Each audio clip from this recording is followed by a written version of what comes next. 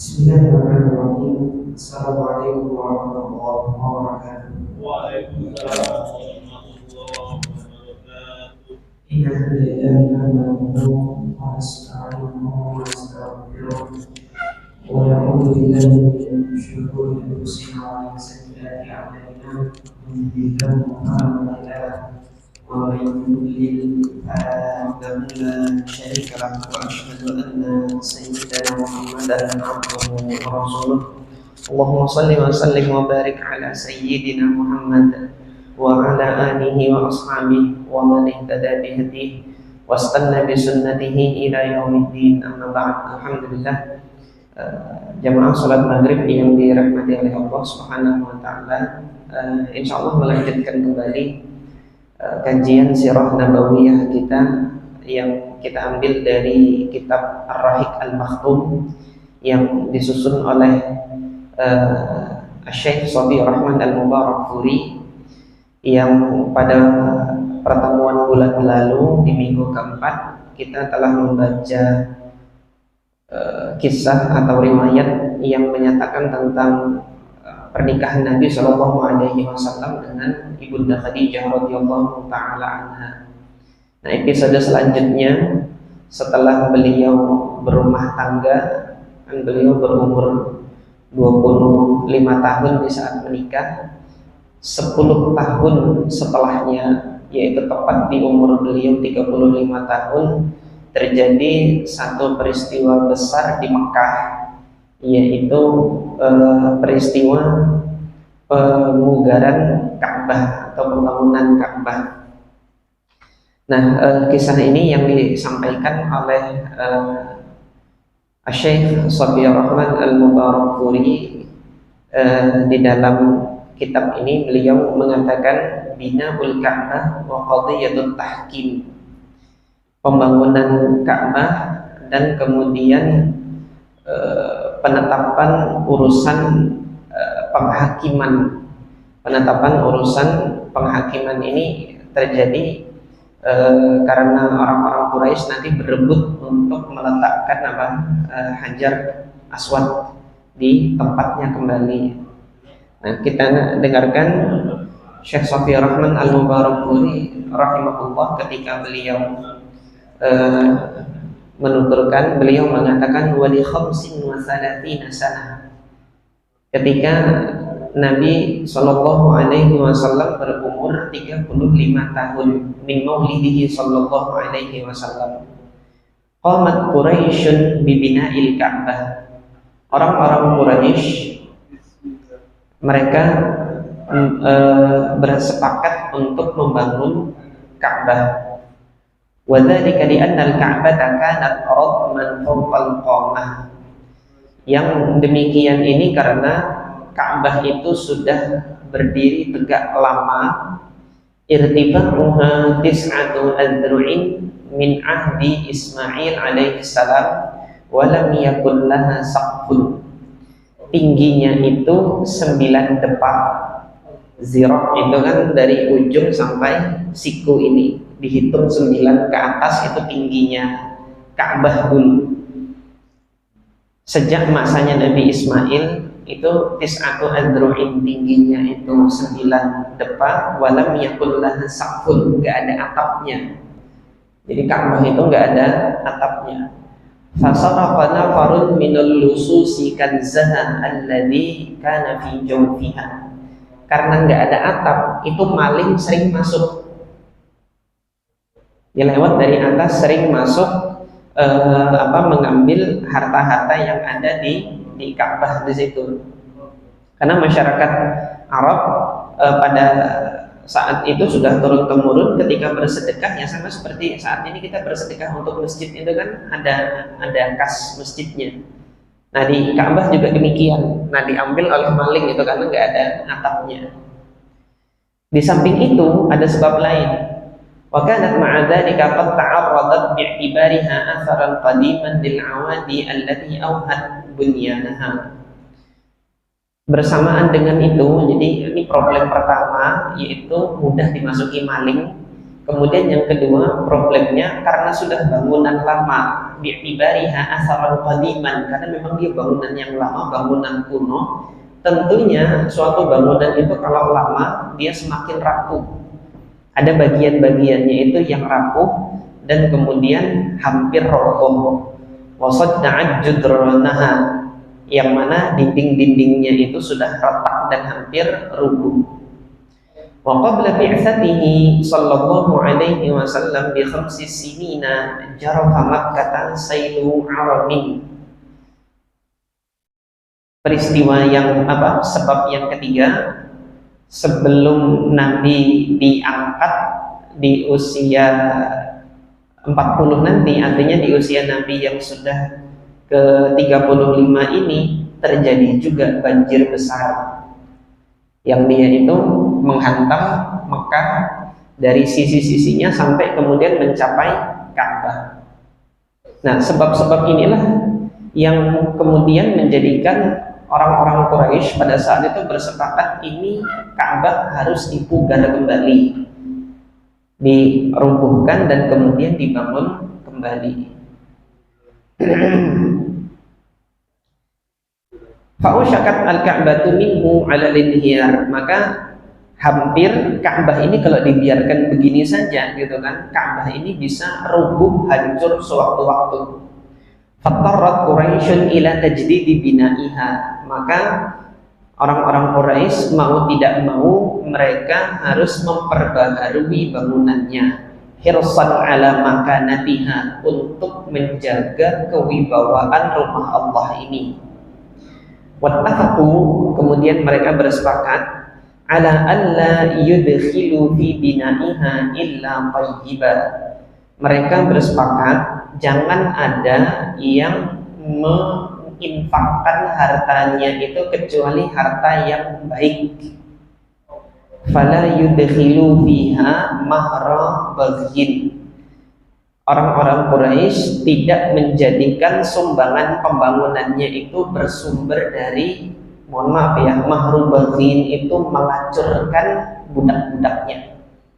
Baghin itu pelacur. Jadi saudagar-saudagar Mekah pada saat itu, di antara mata pencaharian mereka, budak-budak mereka itu dilacurkan. Bagi siapa laki-laki yang mau, silahkan menikmati tubuh budaknya itu, tapi nanti bayar sama tuannya. Jadi pelacuran di zaman Mekah dulu ya, saking hancur dan bobroknya keadaan sosial masyarakat pada masa itu ya seperti itu. Nah, ini mereka dapat duit banyak dari situ.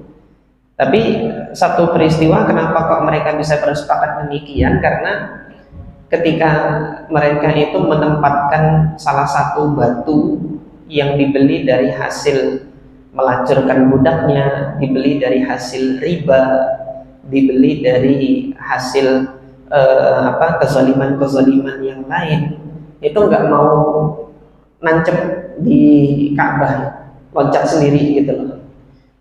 Ketika melihat peristiwa yang seperti itu, baru salah seorang dari qabilah Bani Makhzum itu menyuarakan jangan ada yang memasukkan harta haramnya itu untuk jadi pembangunan masjid Ka'bah ini.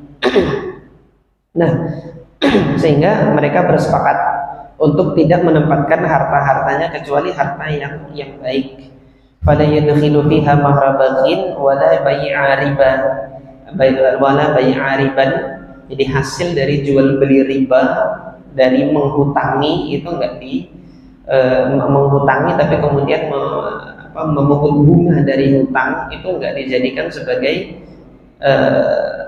infak untuk pembangunan Ka'bah ini. Wala madlamata ahadin minan nas, tidak pula kezaliman-kezaliman yang lain yang dilakukan kepada orang-orang. Wa kanu yahabuna hadmaha, mereka pada awalnya khawatir untuk merubuhkan Ka'bah secara total. Jadi ketika memugar ini, mereka yaitu orang-orang Quraisy berbeda pendapat, diperbaiki yang rusak-rusak sajakah atau dirubuhkan semua kemudian dibangun yang baru. Nah, mereka awalnya khawatir gitu kan, Tetapi mau tidak mau karena yang lama ini sudah hampir rusak, mau tidak mau harus dihancurkan. Tetapi ketika menghancurkan mereka khawatir, takut. Takut apa? Takut kualat. Kenapa kok mereka takut kualat? Abraha, jadi sekitar berarti kan 35 tahun yang lalu peristiwa tentara bergajah hancur dihujani oleh batu-batu api yang dibawa oleh burung ababil itu pada saat peristiwa Fil. Jadi ketika nanti mereka menghancurkan Ka'bah, khawatir Allah juga nanti mengirimkan burung ababil juga gitu kan, sehingga mereka takut ini untuk memulai menghancurkannya itu. Fabtada'a biha Al-Walid ibn al-Mughirah al-Makhzumi. Baru kemudian satu orang ada yang memberanikan diri seraya berkorban. Sudah aku yang memulai menghancurkannya. Kalau nanti terjadi sesuatu atasku, berarti Allah tidak senang ini dihancurkan, kalian pugar yang rusak-rusak saja gitu kan. Dimulai oleh Walid ibn al-Mughirah. Satu sisi dari Ka'bah itu dirubuhkan, ada satu sisi dari Ka'bah beliau sendiri yang merubuhkan. Setelah melewati satu malam, ternyata Walid bin Mughirah ini baik-baik saja, nggak sakit, nggak apa. Dari situlah kemudian masyarakat Arab, masyarakat Mekah pada saat itu berkesimpulan, oh berarti Allah ridho nih, udah dihancurkan. Wa tabi'ahum nasu lima ra'au annahu lam yusibhu syai'un. Orang-orang baru kemudian ikut menghancurkan karena melihat Walid bin Mughirah dia tidak apa-apa, sehat-sehat saja kan. Wa khassasu likulli qabilatin juz'an minha. Nah kemudian masyarakat Mekah pada saat itu, khususnya kabilah Quraisy, membagi-bagi pekerjaan. Tiap-tiap kabilah nanti dia bertanggung jawab atas sisi-sisi tertentu.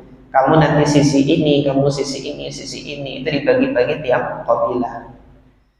Fajama'at kullu qabilatin hijaratan ala hidatin wa akhadhu yabnunaha. Masing-masing kabilah kemudian mengumpulkan batu-batunya itu per kelompok-kelompok dan kemudian mereka bersegera untuk membangunnya. Wa tawalla al-bina'a banna'un rumiyun ismuhu Baqum. Arsiteknya pada saat itu adalah seorang dari Romawi namanya Baqum. Jadi Baqum ini nanti yang memberikan ukurannya berapa, mengatur ininya berapa, nanti itu Baqum. Walamma balaghal bunyanu mawdi'al hajaril aswad ikhtalafu fi man yabtazu bi syarafi wad'ihi fi makanihi. Ketika pembangunan itu sudah sampai pada tahap peletakan batu hajar aswad itu, mereka yaitu orang-orang Quraisy berselisih paham tentang siapa yang mendapat kehormatan untuk meletakkan hajar aswad ini ke tempatnya yang semula. Wastamarra niza'u arba'a layalin aw khamsan. Perselisihan pendapat mereka ini berlangsung 4 hari atau sampai 5 hari, 4 atau 5 hari. Washtadda, bahkan kemudian perselisihannya itu semakin tajam di antara mereka. Hatta kada yatahawwalu ila harbin darusin di ardil haram. Bahkan kemudian hampir-hampir saja pecah pertempuran atau pertumpahan darah itu hampir-hampir saja terjadi di tanah haram gara-gara memperselisihkan siapa yang paling berhak untuk meletakkan hajar aswad di tempatnya yang semula. Illa anna Aba Umayyah ibn al-Mughirati al-Makhzumi. Kemudian ada seorang tokoh yaitu Abu Umayyah ibn al-Mughirah al-Makhzumi dari Bani Makhzum. Arada alaihim an yuhakkimu fima syajara bainahum awwala dakhilin alaihim min babil masjidi fartadahu. Abu Umayyah Ibnul Mughirah itu menawarkan satu opsi. Sudah, yang menentukan siapa yang paling berhak adalah siapa yang besok masuk ke Masjidil Haram ini yang pertama kali melewati pintu masjid itu. Sambil beliau tunjuk gitu kan, dia nanti hakimnya, dia nanti yang menentukan hukumnya, siapa kabilah yang paling berhak untuk meletakkan Hajar Aswad ini ke tempatnya yang semula. Wa sya'allahu an yakuna dzalika Rasulullah sallallahu alaihi wasallam. Dan alhamdulillah Allah Subhanahu wa taala kemudian berkehendak untuk menetapkan Rasulullah lah yang pertama kali masuk melewati apa? Melewati pintu masjid itu, sementara yang lainnya tidak ada. Falamma ra'awhu hatafu, ketika orang-orang melihat, oh ternyata Nabi Muhammad yang sudah duluan sampai masuk di masjid, mereka kemudian bersuara dengan suara yang diangkat dengan penuh keridhaan dan kegembiraan. Mereka mengatakan, hadzal aminu, ini orang yang terpercaya. Radinahu, kita ridho sama orang yang satu ini. Hadza Muhammadun, beliaulah Muhammad, kata orang-orang Arab Quraisy pada saat itu. Sejak saat inilah Nabi Muhammad itu mendapat gelar Al-Amin. Jadi memang yang memberikan gelar itu adalah masyarakat Mekah. Kita ridho sama orang yang terpercaya satu ini gitu. Jadi Al-Amin itu maknanya secara bahasa adalah terpercaya. Falamman taha ilaihim, ketika Rasulullah SAW bertemu dengan mereka, wa akhbaruhu al-khabar talaba ridaan, dan orang-orang menyampaikan kepada Nabi SAW, kami sudah bersepakat bahwasanya yang pertama kali masuk dia adalah hakimnya yang menentukan keputusan. Maka apa keputusan yang dibuat oleh Rasulullah? Talaba ridaan, beliau meminta rida atau jubah kain yang panjang terbentang lebar. Fawada'a al-hajara wasatahu, Rasulullah SAW kemudian meletakkan Hajar Aswad itu di tengah-tengah. Wa talaba min ru'asa'il qabail al-mutanazi'ina an yumsiku jami'an bi atrafi ar-rida. Kemudian pemimpin kabilah masing-masing pegang sisi-sisi kain tersebut, masing-masing memegang ujung kain tersebut. Wa talaba wa amarahum an yarfa'uhu, baru kemudian Nabi SAW memerintahkan mereka, ayo diangkat. Hatta idza awsaluhu ila mawdi'ihi akhadhahu biyadihi, ketika sudah sampai di tempatnya, Rasulullah SAW mengambil dengan tangannya.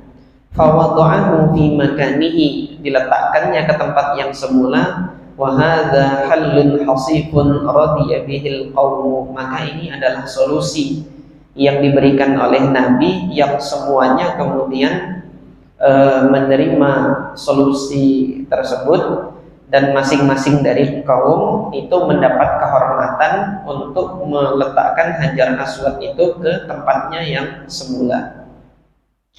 Wa qasurat bi Quraisyin an-nafaqatu at-tayyibatu. Nah, tadi kan sudah kami sampaikan bahwasanya apa?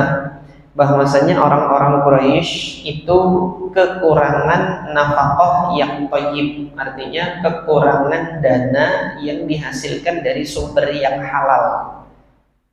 Dana mereka banyak duitnya gitu kan, tetapi ketika duit yang haram itu digunakan untuk membangun Ka'bah, ditolak oleh Allah Subhanahu wa taala, nggak bisa masuk itu bahan bangunannya. Akhirnya mereka hanya mengeluarkan dana-dana dari sumber penghasilan yang halal, tetapi jumlahnya sedikit. Akibatnya apa gitu kan? Akibatnya bangunan Ka'bah itu tidak sempurna, artinya ada bagian yang kurang. Fa akhraju minal jihati syamaliyah nahwan min sittati adru'in wa hiya allati tusamma bil hijri wal hatib. Akhirnya bagian utara Ka'bah itu keluar dari bangunan Ka'bah. Yang mana saat ini kalau antum lihat di Mekah saat ini, itulah wilayah Hijr Ismail yang bentuknya itu setengah lingkaran. Nah, itu ketika dibangun oleh Nabi Ibrahim dan Nabi Ismail, setengah lingkaran ini bergabung menjadi satu dengan Ka'bah, sehingga tidak terbelah dua begitu, dia menjadi satu. Jadi bangunannya Ka'bah yang di masa Nabi Ibrahim, yang dibangun oleh Nabi Ibrahim bersama Nabi Ismail, itu bentuknya panjang. Dia bentuknya itu panjang dan ada dua pintu masuk dan kemudian pintu keluar, tapi nggak ada atap itu tadi. Sampaikan dalam riwayat ini tidak ada atapnya. Jadi pintu masuknya itu di pintu Ka'bah yang sekarang ini, pintu keluarnya nanti di Hijr Ismail yang sekarang itu. Jadi ada pintu masuk, ada pintu keluar. Nah, ketika tadi akibat uangnya itu nggak sampai, uang halalnya itu nggak sampai, akhirnya mereka menjadikan Ka'bah itu segi empat sekarang ini, seperti sekarang segi empat. Nah, bagian Hijr Ismailnya dia hanya dinding saja setengah lingkaran seperti itu. Padahal dia adalah masuk bagian dari Ka'bah. Nah, ini yang terjadi. Fa akhraju min al-jihah asy-syamaliyah nahwan min sittati adru'in wa hiya allati tusamma bil hijri wal hatim. Nah, saat ini itu dinamakan Hijr Ismail atau dinamakan al-hatim. Wa rafa'u babaha min al-ardi. Kemudian orang-orang Quraisy, pintu Ka'bah dulu itu ya sama seperti pintu masjid ini gitu kan. Begitu buka pintu melangkah masuk, akhirnya ditinggikan oleh orang-orang Quraisy seperti yang kita lihat saat ini. Jadi kalau yang dahulu saya pernah ke sana itu ya, tingginya itu di atas kepala saya ini masih baru nanti itu Ka'bah itu jadi ditinggikan dia. Warafa'u babaha minal ardi, dari tanah itu diangkat, li'alla yadkhulaha illa man aradu, agar tidak sembarang orang masuk di situ kecuali yang mereka inginkan, yang mereka kehendaki. Maksudnya siapa yang mereka kehendaki? Ini disampaikan oleh Nabi Muhammad dalam riwayat Imam Muslim. Kenapa ke orang-orang Quraisy mengangkat pintu Ka'bah itu? Karena yang selain Quraisy mau masuk Ka'bah itu nanti dari atas didorong gitu.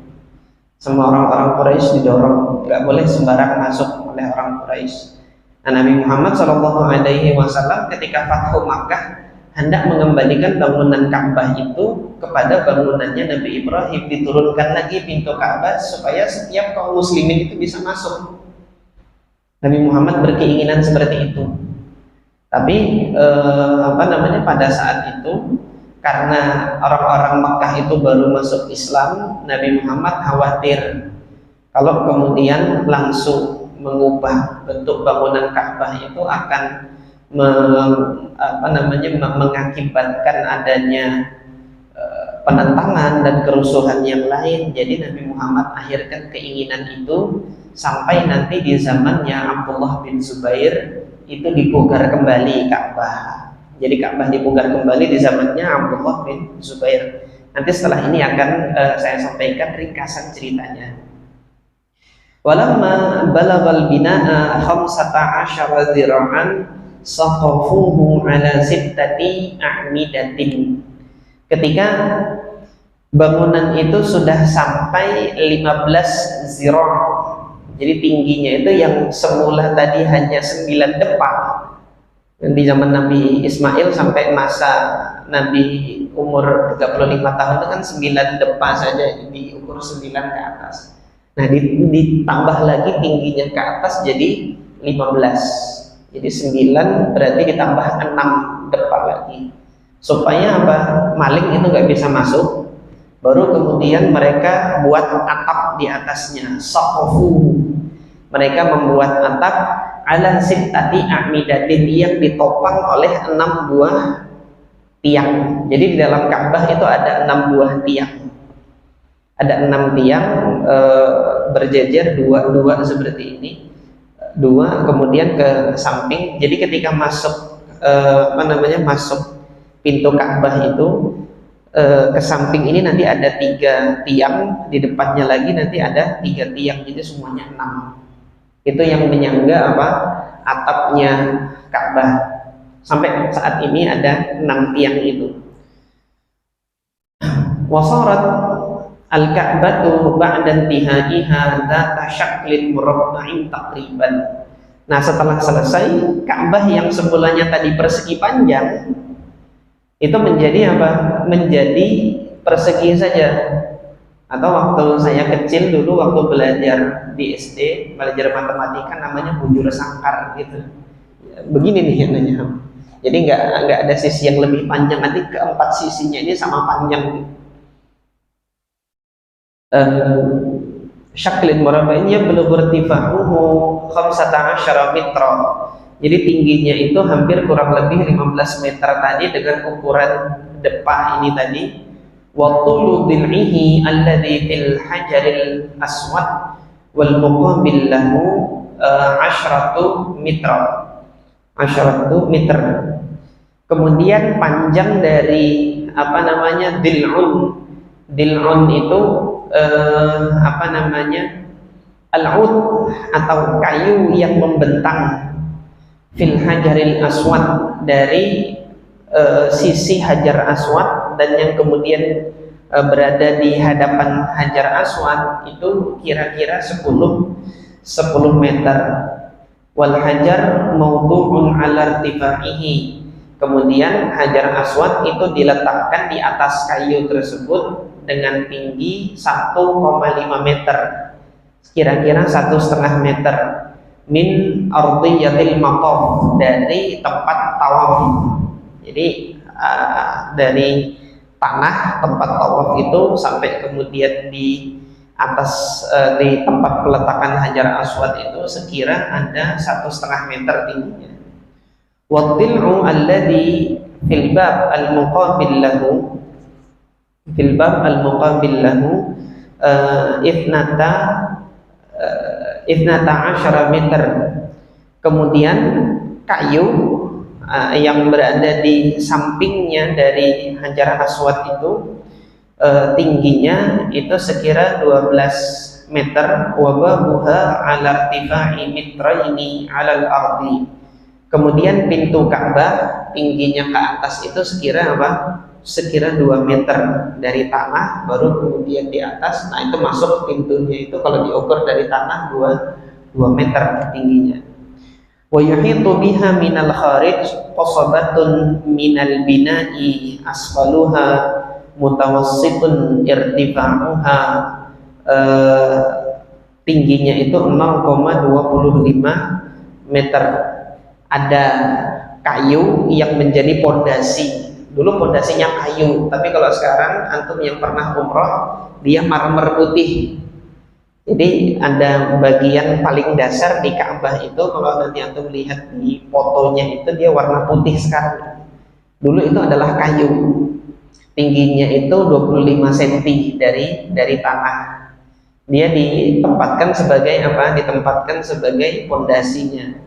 Wa mutawassitun arduha, kemudian lebarnya itu 0,30. Wa tusamma bisyadarwan, itu dinamakan syadarwan namanya.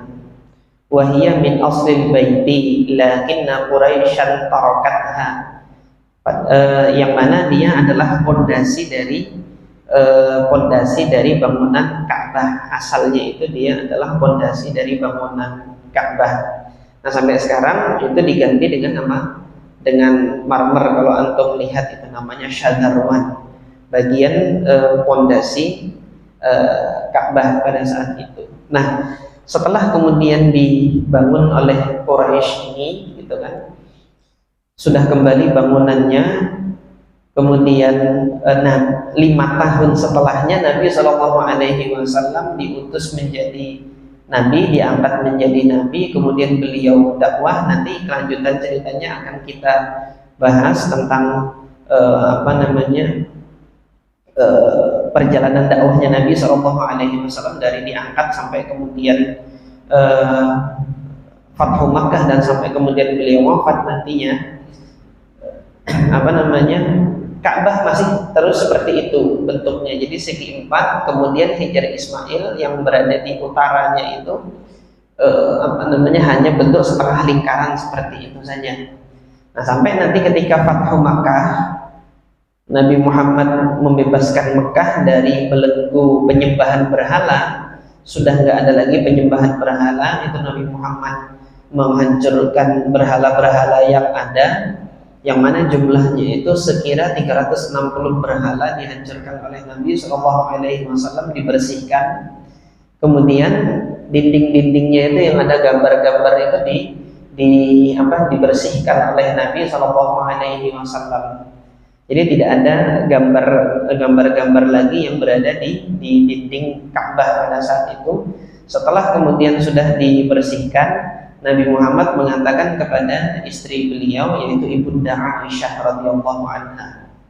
Karena Ibunda Aisyah pada saat pemugaran Ka'bah kan beliau belum lahir. Jadi beliau belum lahir, jadi nggak tahu peristiwa pemugaran Ka'bah tersebut. Pada saat Ka'bah itu sudah Ka'bah sudah dipugar, tahu-tahu Ibunda Aisyah melihat Ka'bah itu sudah begitu aja, sudah persegi saja dengan Hijar Ismail sudah di luar, bukan bagian dari Ka'bah lagi. Padahal di masanya Nabi Ibrahim dia adalah bagian dari Ka'bah. Nah, Rasulullah SAW mengatakan kepada Ibunda Aisyah, laula hidtsanu qaumiki bil kufri, kalau bukan gara-gara kaum Anda ini baru keluar dari kekufuran. Baru keluar dari kekufuran itu maksudnya apa? Baru masuk Islam. Kalau bukan karena mereka ini baru masuk Islam, la hadamtul Ka'bata wala banaitu ala qawaidi Ibrahim. Sungguh aku akan menghancurkan Ka'bah ini dan aku akan bangun kembali dengan bangunannya Nabi Ibrahim, sebagaimana bangunannya Nabi Ibrahim yang dia memanjang. Ini di satu hadis Nabi menyatakan demikian. Nah, di dalam riwayat Imam Muslim yang lainnya, laula hidtsanu qaumiki bil kufri wa qisarun nafaqah. Kalau bukan karena baru masuk Islamnya kaum kamu ini, dan kemudian bukan karena ketiadaan nafaqah, untuk nafaqah itu dana, karena nggak ada dana untuk membangunnya, ini sudah aku hancurkan, aku bangun kembali, kata-katanya. Nah, perkataan Nabi ini oleh Ibunda Aisyah radhiyallahu anha disampaikan kepada murid-muridnya kan, bahwasanya Nabi Muhammad itu berkeinginan untuk mengembalikan bangunan Ka'bah ini kepada bangunannya Nabi Ibrahim, yaitu Hijar Ismail nanti dijadikan satu dengan Ka'bah, kemudian pintunya itu dijadikan dua, dan kemudian yang tinggi ini diturunkan, jangan terlalu tinggi 2 meter sehingga orang-orang tidak bisa masuk ke Ka'bah. Nah, itu keinginan Nabi SAW. Nah, di antara murid-muridnya Ibunda Aisyah itu yang mendengar hadis ini, di antaranya adalah keponakan beliau sendiri, yaitu Abdullah bin Zubair ibn al-Awwam. Abdullah bin Zubair ini, ayah beliau adalah Zubair bin Awwam radhiyallahu an. Ibunda beliau itu Asma binti Abi Bakar, kakaknya Ibunda Aisyah. Sehingga Abdullah bin Zubair itu ponakan sendiri sama Aisyah. Jadi ikut belajar hadis, ikut bermajelis hadis bersama bibinya itu, mendengar hadis ini dan mengetahui. Maka ketika Allah Subhanahu wa taala takdirkan beliau menjadi khalifah. Nah, jadi pada saat itu memang terjadi perselisihan politik di tengah-tengah kaum muslimin pada saat itu. Setelah Muawiyah bin Abi Sufyan itu, sebelum beliau wafat, beliau sudah mendaulat atau menobatkan putra mahkotanya adalah putra beliau sendiri, yaitu Yazid bin Muawiyah. Yang mana kesepakatan sebelumnya itu ketika Sayyidina Hasan bin Ali itu menyerahkan kekhalifahan kepada Muawiyah gitu kan untuk mengakhiri perselisihan kaum muslimin, itu hendaknya dikembalikan kepada kaum muslimin untuk dimusyawarahkan siapa yang menjadi khalifah selanjutnya. Tetapi ketika itu beliau malah mengangkat putranya sendiri, yaitu Yazid bin Muawiyah. Maka kaum muslimin yang lain di beberapa daerah menolak untuk mendaulat, membaiat Yazid bin Muawiyah itu sebagai khalifah. Di antara yang menolak untuk membaiat pada saat itu di Mekah adalah Abdullah bin Zubair. Abdullah bin Zubair menolak untuk membaiat, akhirnya beliau memproklamirkan kekhilafahan itu di Mekah. Sehingga kaum muslimin yang bukan di Syam itu berada di wilayah kekhilafahannya Abdullah bin Zubair, wilayah Mekah, Madinah, kemudian Irak. Itu khalifahnya adalah Abdullah bin Zubair.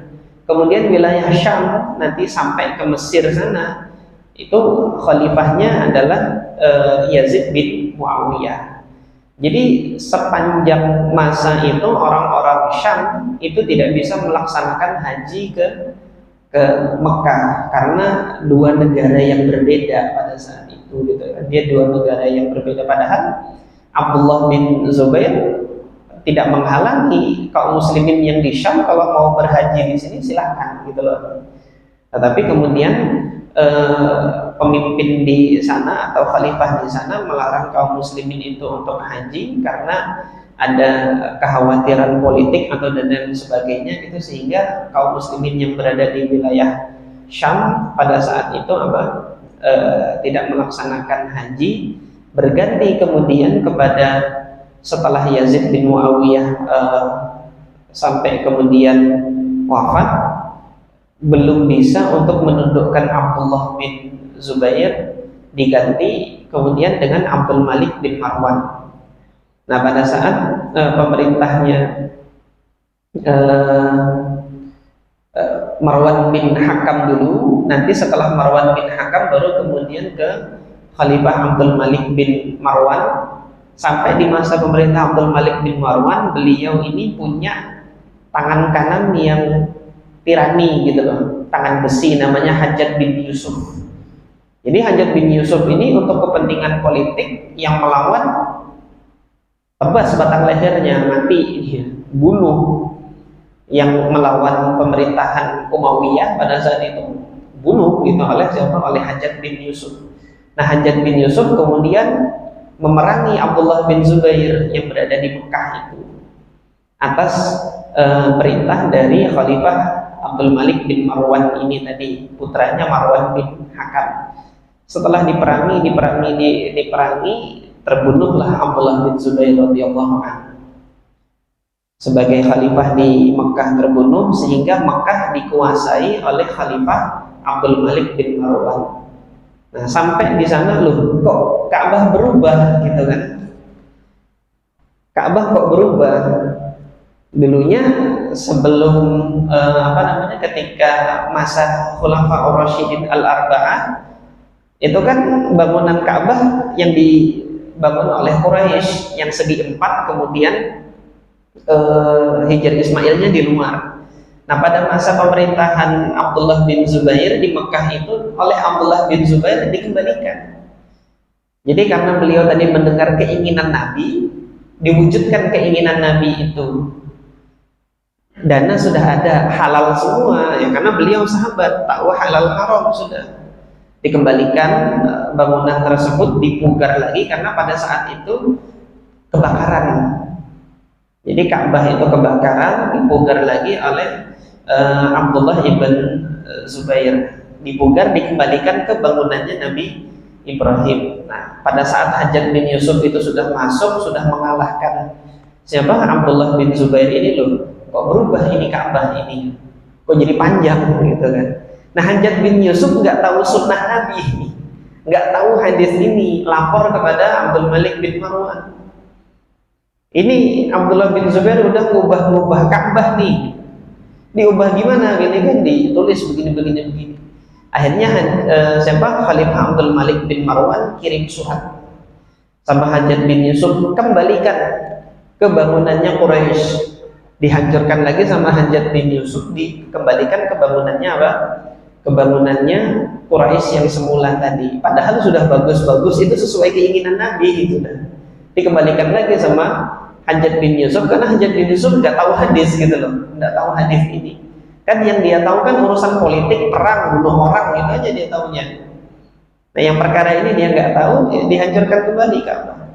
Ketika Ka'bah ini sudah dihancurkan, dikembalikan kepada bangunan Quraisy, gitu kan. Baru Abdul Malik bin Marwan ini dari Syam masuk ke Mekah.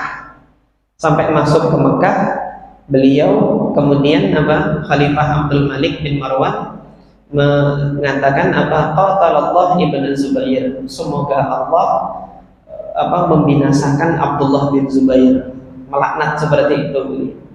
Dia berani berdusta atas nama ibunda Aisyah, mengatakan Nabi begini. Nah, ada seorang ulama Mekah yang namanya Haris bin Abdullah bin Abi Rabi'ah. Beliau mendengar perkataan Abdul Malik bin Marwan, la taqul hakadha ya Amirul Mukminin. Jangan engkau mengatakan demikian wahai Amirul Mukminin. Artinya Abdullah bin Zubair enggak dusta. Saya juga termasuk tabi'in yang mendengar hadis ini dari Aisyah. Gitu loh. Di situ menyesal Abdul Malik bin Marwan. Kalau saya tahu hadis ini dari kamu sebelumnya, enggak akan saya hancurkan ini. Saya akan biarkan saja sebagaimana apa yang dibangun oleh Abdullah bin Zubair ini tadi, menyesal Khalifah Abdul Malik ini. Jadi sampai di sini riwayat ini ada di dalam Sahih Muslim. Cerita cerita pemugaran Ka'bah di masanya Abdullah bin Zubair itu ada di dalam Sahih Muslim. Sampai di sini pelajaran yang saya pribadi lihat ini kan, perseteruan politik di situ antara khalifah itu sampai kemudian bangunkan Ka'bah, dihancurkan lagi. Tapi seketika disampaikan hadis Nabi, dan memang itu benar hadis Nabi gitu kan, mereka semuanya tunduk gitu. Para khalifah itu tunduk di hadapan hadis Nabi SAW. Abdul Malik bin Marwan kan beda pendapat sama Abdullah bin Zubair, tapi ketika beliau sudah tahu ternyata itu adalah hadis Nabi gitu kan, menyesal beliau atas perbuatannya itu gitu. Menyesal atas perbuatannya telah mengembalikan Ka'bah kepada bangunannya Quraisy. Nah, sampai di situ Ka'bah masih dalam bangunannya Quraisy sampai berakhirnya masa pemerintahan Bani Umayyah. Habis masa Bani Umayyah digantikan oleh khalifah-khalifah dari Bani Abbasiyah sampai di masa Harun ar-Rasyid. Maka Harun ar-Rasyid terkenal sebagai pemimpin kaum muslimin, khalifahnya kaum muslimin yang membawa masa kejayaan kaum muslimin. Peradaban-peradabannya itu tinggi gitu kan di masanya, berpusat di Baghdad.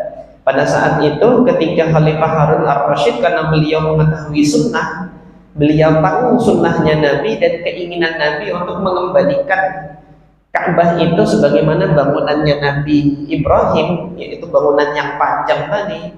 Beliau kemudian minta fatwa, minta pendapat para ulama yang ada di masa itu, yang paling dituakan, diseniorkan, paling dihormati di masanya Harun ar-Rasyid pada saat itu adalah Imam Malik ibn Anas. Imam Syafi'i masih jadi santrinya Imam Malik pada saat itu. Maka minta pendapat, fatwa kepada Imam Malik.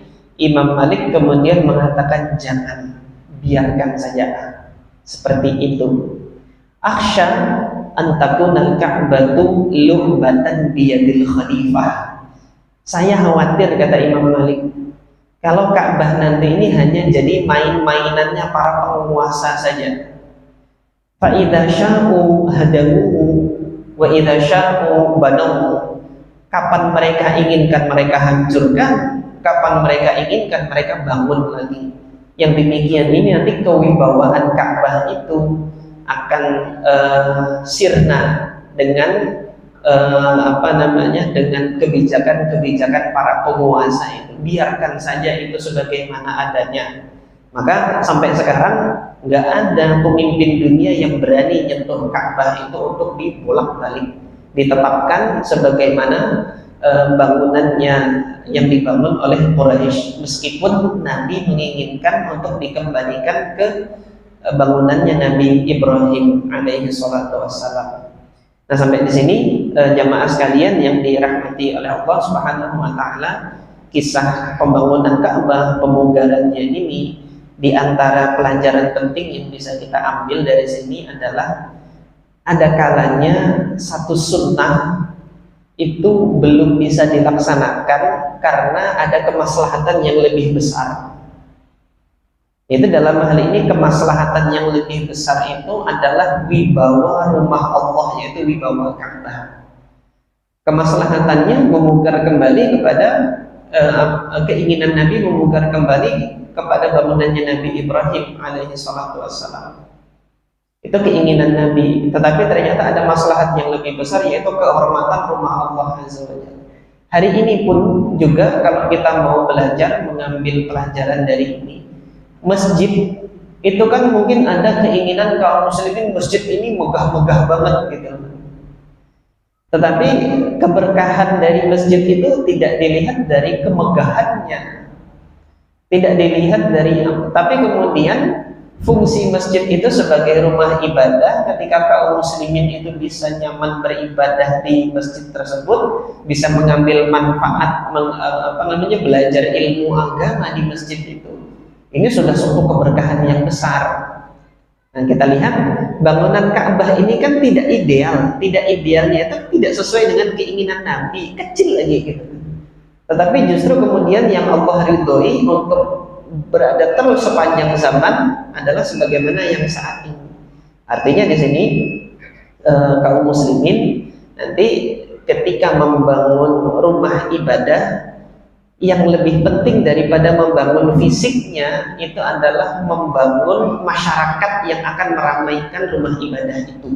Itu yang mungkin bisa kita ambil pelajarannya dari kisah pembangunan Ka'bah ini. Aku qouli hadza wa astaghfirullah li wa lakum. Subhanakallahumma rabbana wa bihamdika asyhadu an la ilaha illa anta astaghfiruka wa atubu ilaik. Assalamualaikum warahmatullahi wabarakatuh.